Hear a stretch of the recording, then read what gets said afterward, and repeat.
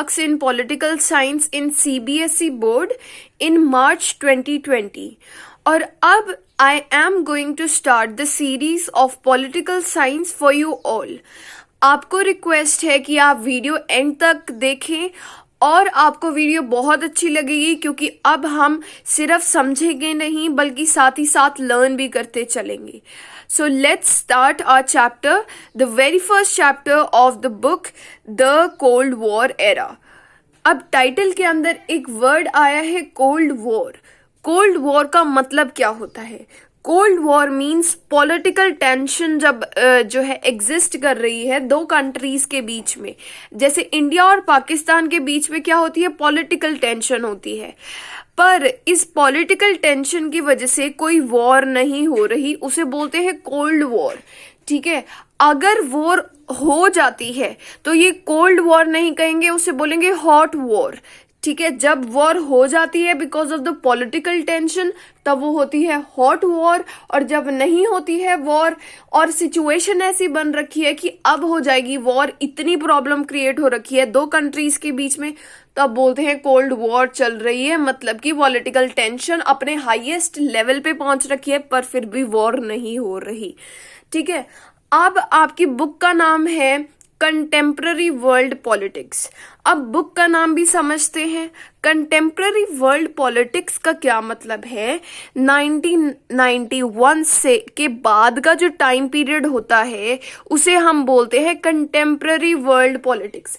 Contemporary मतलब present. ठीक है. 1991 जो ईयर है उसके बाद वाली पॉलिटिक्स को हम बोलते हैं कंटेम्प्ररी वर्ल्ड पॉलिटिक्स. अब हमें पता है कि हम तभी आगे पढ़ पाएंगे हमें जब पीछे का कुछ पास्ट के बारे में पता हो. तो अब इस चैप्टर के अंदर हम क्या करेंगे? कंटेम्प्ररी वर्ल्ड पॉलिटिक्स से पहले का टाइम पीरियड पढ़ेंगे. अब देखो, जो सेकेंड वर्ल्ड वॉर थी आपको पता होगा कि वो स्टार्ट हुई थी 1939 के अंदर और खत्म हुई थी 1945 के अंदर. तो सेकेंड वर्ल्ड वॉर के अंदर क्या हुआ जो है 1939 से लेकर 1945 तक जो है ये वॉर चली थी. अब इस वॉर के अंदर जो है कौन कौन प्लेयर्स थे वो अभी हम आगे पढ़ेंगे. पर क्या हुआ इस वॉर के अंदर? दो सुपर पावर्स जो है आ गई हमारे वर्ल्ड के अंदर. मतलब दो ऐसी कंट्रीज जो कि जीते हुए ग्रुप की थी, इतनी पावरफुल हो गई कि उसने पूरे वर्ल्ड को अफेक्ट करना शुरू कर दिया. कौन कौन सी थी? यूएसए. यूएसए की full form United states of America, हम सभी को पता है. दूसरी जो है आपको न्यू होगी, दैट इज यूएसएसआर. यूएसएसआर क्या है? एक कंट्रीज का ग्रुप है जिसका जो हेड है वो रशिया है. ठीक है. जिसका हेड रशिया है. आर से याद रख सकते हो रशिया. पर इसकी फुल फॉर्म क्या है? Union of Soviet Socialist republics. Learn करना इंपॉर्टेंट है. Union of Soviet Socialist republics. और इसका एक निक नेम भी है सोवियत यूनियन. ठीक है. सोवियत यूनियन भी बोल देते हैं. Otherwise we can say Union of Soviet Socialist Republics, that is USSR. मतलब सेकेंड वर्ल्ड वॉर के अंदर दो ऐसी कंट्रीज पावरफुल आ गई जो कि पूरे वर्ल्ड को अफेक्ट कर रही थी.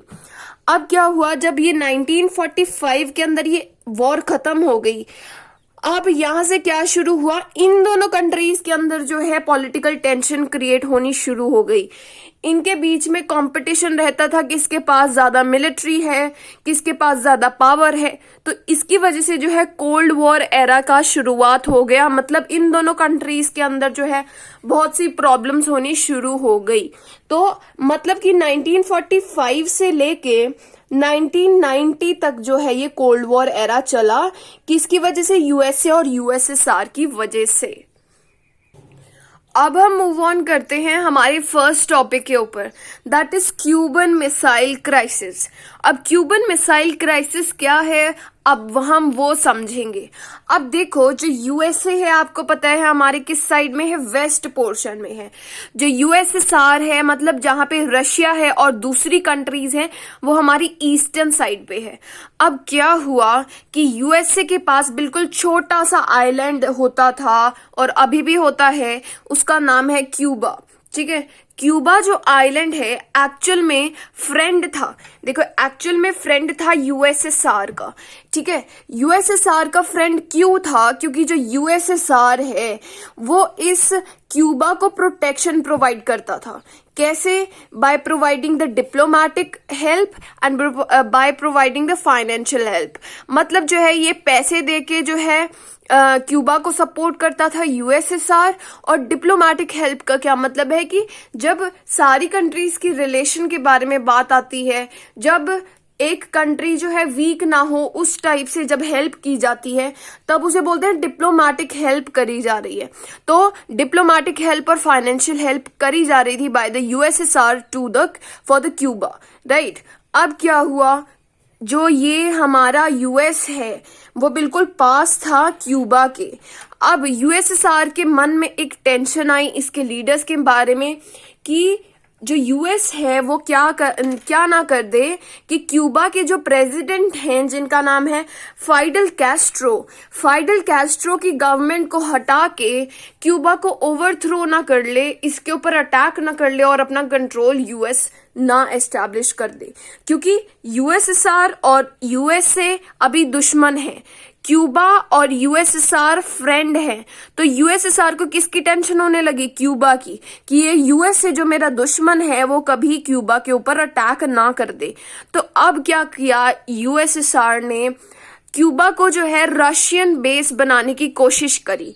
यूएसएसआर के एक लीडर थे जिनका नाम था निकिता क्रूशेव ने क्या किया, इन 1962 क्या किया कि कई न्यूक्लियर मिसाइल्स जो है क्यूबा में जाके जो है रखवा दी, ठीक है। वहां पे क्यूबा के अंदर जो है काफी सारी अपनी न्यूक्लियर मिसाइल्स रख दी कि कभी भी कोई प्रॉब्लम होगी तो हम इस न्यूक्लियर मिसाइल को यूज करेंगे, यूएसए को साइड में हटा देंगे।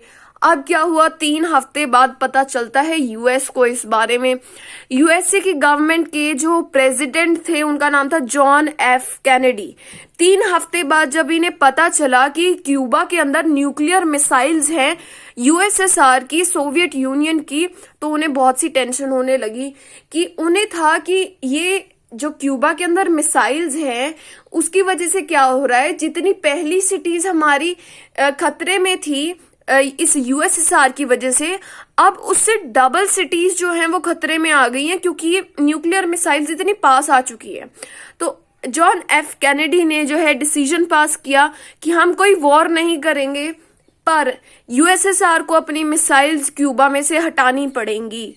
अब क्या एंड रिजल्ट हुआ कि इन दोनों कंट्रीज ने अपनी अपनी रिस्पॉन्सिबिलिटी समझी कि अभी अभी ये जो सेकेंड वर्ल्ड वॉर हुई थी इसकी वजह से बहुत सी डिस्ट्रक्शन हुई थी, अब हम और डिस्ट्रक्शन नहीं करना चाहते, इसलिए अब यूएसएसआर ने क्यूबा में से अपनी मिसाइल्स हटा ली और इन दोनों कंट्रीज में कोई वॉर नहीं हुई। अब आपके एग्जाम में आ सकता है question, the cold war wasn't simply a matter of power rivalries. मतलब कोल्ड वॉर सिर्फ पावर के बारे में, ये जो दुश्मनी थी यूएसए और यूएसएसआर के बीच में सिर्फ इसके बारे में नहीं थी, ऑफ मिलिट्री अलायंसेस, मतलब कि यूएसएसआर की कौन कौन फ्रेंड्स हैं और यूएसए की कौन कौन से फ्रेंड्स हैं, end of the balance of power explain, कि सिर्फ ये सारी मिलिट्री से रिलेटेड चीजें ही नहीं थी कोल्ड वॉर के अंदर, और क्या था वो बताना है।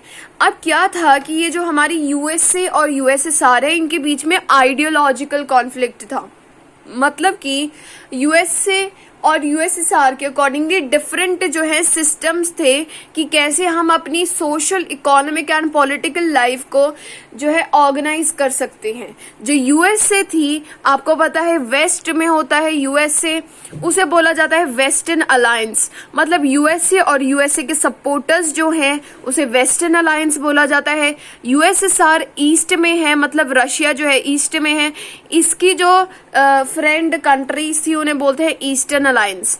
तो जो वेस्टर्न अलायंस थी उसकी एक जो है किस किस को सपोर्ट करती थी, लिबरल डेमोक्रेसी, मतलब कि जो गवर्नमेंट है वो लिबरल रहेगी, वो काफी जो है नॉर्मल रहेगी, ज्यादा जो है स्ट्रिक्ट रेगुलेशंस नहीं लगाएगी। देन कैपिटलिज्म, कैपिटलिज्म का मतलब है कि भाई जो हमारी कंट्री है उसके अंदर फ्री मार्केट को प्रमोट किया जाएगा, ज्यादा जो है गवर्नमेंट का रोल नहीं होगा। यूएसएसआर जो है सोशलिज्म और कम्युनिज्म को सपोर्ट करती थी। सोशलिज्म और कम्युनिज्म ऐसी आइडियोलॉजीज हैं जिसके अकॉर्डिंगली जो हमारी सोशलिज्म है उसके अकॉर्डिंगली सोसाइटी के पास जो है हमारी पूरे रिसोर्सेज का कंट्रोल होना चाहिए। कम्युनिज्म के अकॉर्डिंगली जो हमारी स्टेट है वो जो है काफी अच्छा रोल प्ले कर सकती है अपनी गवर्नमेंट चलाने के अंदर। तो ये दो डिफरेंट आइडियोलॉजीज थी। अब कैसे याद रखें, यूएसए जो है एलआईसी को सपोर्ट करती थी। देखो एलआईसी, ठीक है। यूएसएसआर जो है एससी को सपोर्ट करती थी, socialism and communism. LIC, socialism and communism, ठीक है। अब हम नेक्स्ट टॉपिक पे चलते हैं, that is your what is cold war. Cold war क्या होता है? अब कोल्ड वॉर देखो, आपको पता है फर्स्ट वर्ल्ड वॉर जो है वो हुई थी बिटवीन 1914 टू 1918। देखो 19 बनाया, ऊपर से आपको थोड़ी सी लाइन हटा देनी है, 14 बन जाएगा। 4 बनाया, 4 और प्लस कर दो, 1918 बन जाएगा। तो 1914 से लेकर 1918 तक फर्स्ट वर्ल्ड वॉर चली थी। अब जो सेकेंड वर्ल्ड वॉर है वो हुई थी, आपको अभी अभी बताया था 1939 टू 1945। अब आपको पता है इस सेकेंड वर्ल्ड वॉर के अंदर जो है दो पावर्स थी, दो ग्रुप्स थे जिनके बीच में लड़ाई हुई थी। फर्स्ट थे अलाइड फोर्सेस, सेकंड थे एक्सिस फोर्सेस या फिर एक्सिस पावर्स, ठीक है। अब आप कैसे याद रखोगे? देखो अलाइड वर्ड के अंदर ज्यादा जो है अल्फाबेट्स यूज किए जा रहे हैं, तो आपको याद रखना है कि इसके अंदर ज्यादा कंट्रीज होंगी, ठीक है। कंट्रीज को कैसे याद रखेंगे? दो एब्रिविएशंस है, बफ्स और जिग, ठीक है। अलाइड के अंदर ज्यादा है तो बफ्स इसका हो गया। अब B for Britain, U for USA, F for France, S for Soviet Union, मतलब USSR. BUFS Britain, USA, France and Soviet Union. Axis powers के अंडर जिग से याद रख सकते हो जापान, इटली, जर्मनी, ठीक है। Japan, Italy, Germany.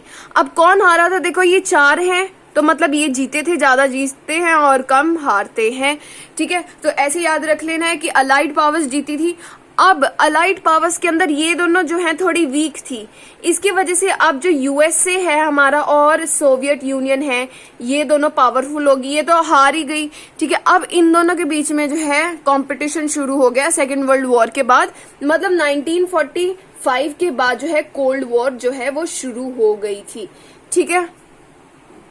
अब ये जो सेकेंड वर्ल्ड वॉर के बारे में डिस्कस किया, ये एंड कैसे हुई थी, ये खत्म कैसे हुई थी? ये खत्म हुई थी अगस्त 1945 के अंदर, ठीक है। अगस्त 1945 के अंदर बहुत ज्यादा बुरी डेंजरस इवेंट जो है वो हुई थी। वो था कि जो यूएसए है हमारा, उसने जो एक्सिस पावर का एक मेंबर था जो कि जापान, उसकी 2 सिटीज के ऊपर जो है एटॉमिक बॉम्ब जो है वो गिराए थे, उससे अटैक किया था। कौन कौन सी सिटीज? Hiroshima, Nagasaki. अब देखो इन दोनों के बारे में अब हम पढ़ेंगे। हिरोशिमा, देखो हीमामारी आप सभी को पता है। हीमामारी क्या है? एक वो छोटी सी लड़की है। तो अब हिरोशिमा जो है एक छोटा सा लड़का मान लो, ठीक है। इसका कोड नेम रखे जाते थे बॉम्ब के, कि हम जो है बॉम्ब को असली नाम से नहीं बुलाएंगे ताकि किसी को पता ना चले, तो उसके कोड नेम रख दिए जाते हैं। तो हिरोशिमा कौन है? लिटिल बॉय, उसे लिटिल बॉय कह के बुलाते थे ये यूएस के बंदे। उसके बाद नागासाकी। नागासाकी देखो जब आप बोल रहे हो तो आपको लग रहा है कोई बहुत ज्यादा मोटे से जो पर्सन का नाम है नागासाकी, ठीक है। तो फैट मैन, इसका कोड नेम था फैट मैन। अब देखो ये छोटा बच्चा है तो इसकी जो यील्ड होगी, यील्ड मतलब कितने ज्यादा मतलब एरिया का डिस्ट्रक्शन कर सकता है। छोटा बच्चा है तो 15 किलो टन की यील्ड है, ये फैट मैन है तो ये 21 किलो टन की इसकी यील्ड है। अब इसके क्रिटिक्स भी थे कि यूएसए ने ऐसा क्यों किया, यूएस ने गलत किया, कि जापान ने ऑलरेडी सरेंडर कर दिया था, मान लिया था कि मैं हार गया हूं, पर फिर भी यूएस ने ऐसा करा, बहुत गलत करा। क्रिटिक्स ने बोला, मतलब जो अगेंस्ट थे। अब यूएस के सपोर्टर्स ने क्या बोला कि यूएस चाहता था कि भाई हमारी ज्यादा अब डिस्ट्रक्शन ना होए और हम सारे प्रोटेक्टेड रहें, इसलिए हमने जापान के ऊपर बॉम्ब गिराए थे। यूएस के सपोर्टर्स उन्होंने ऐसा बोला।